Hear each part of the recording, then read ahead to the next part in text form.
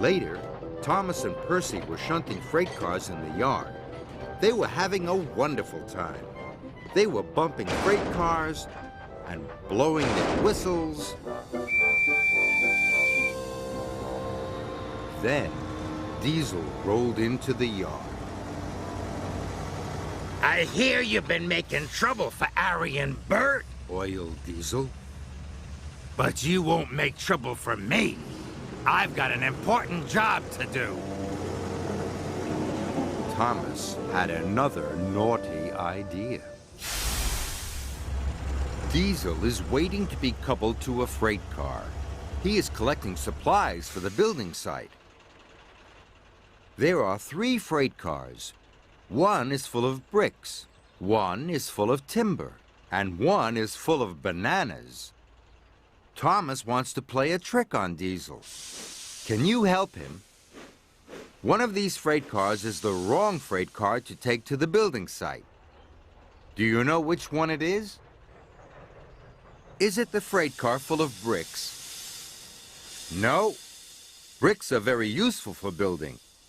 They are used to build walls.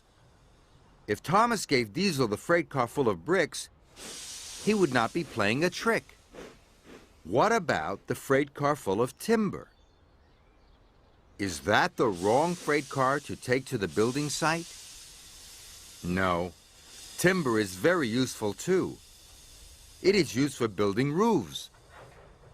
Timber is not right for playing a trick on Diesel either.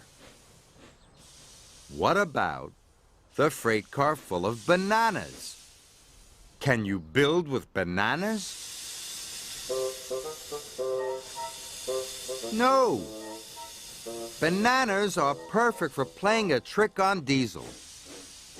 They are no good for building at all. Although they are very nice to eat.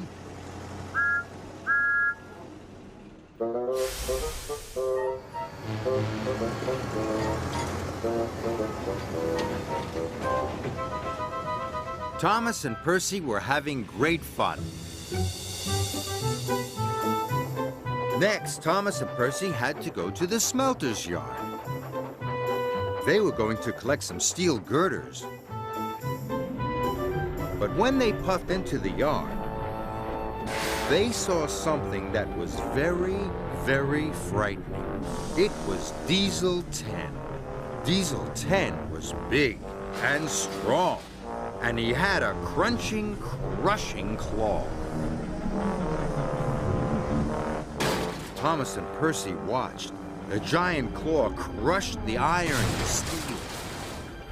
Thomas and Percy shivered. They thought Diesel 10 looked very scary. Let's come back when Diesel 10's not here, Thomas puffed nervously. And they raced away.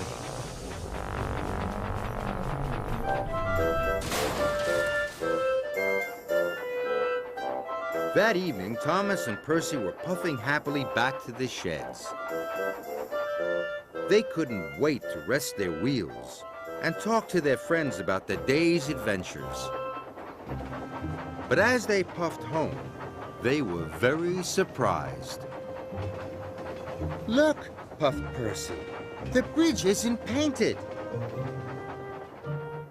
And the airport is only half finished, wished Thomas.